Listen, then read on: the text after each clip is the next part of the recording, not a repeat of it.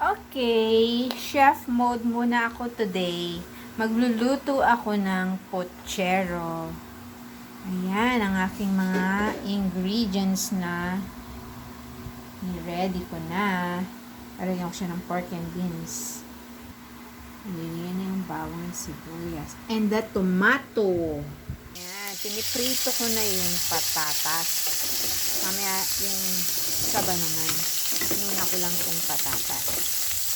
Ayan, next ko namang ipiprito itong banana, saba. Ayan, masarap to sa pochero.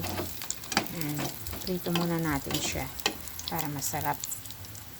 Ayan, magigisa na tayo. Tapos ko nang iprito yung saba. Ayan, natin yung tomato. Tomato.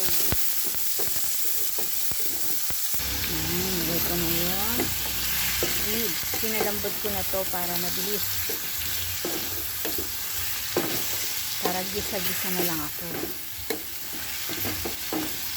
Ayan, lagyan natin ng tomato sauce.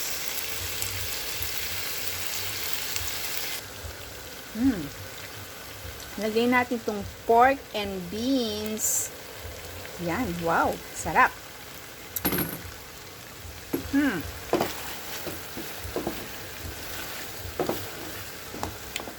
Ilagay na natin itong patatas na pinirito ko.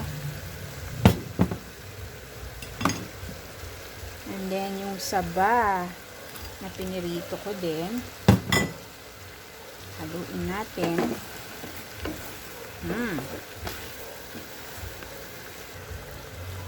Lagyan muna natin ng cover.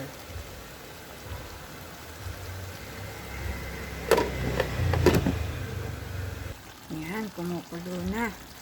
Lagyan natin syempre ng patis para may lasa.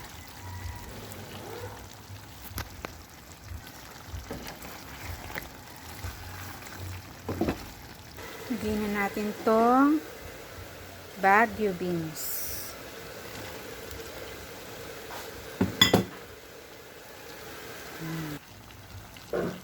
Ayan. Ipaluto yung Baguio beans.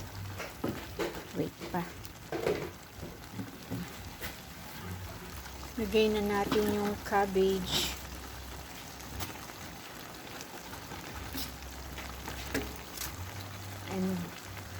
At matatapos na tayo. Kakain na.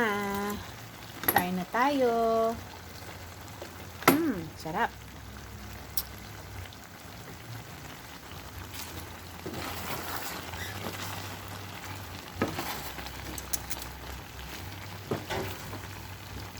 Hindi ko nilagyan ng carrots kasi ayaw namin ng carrots.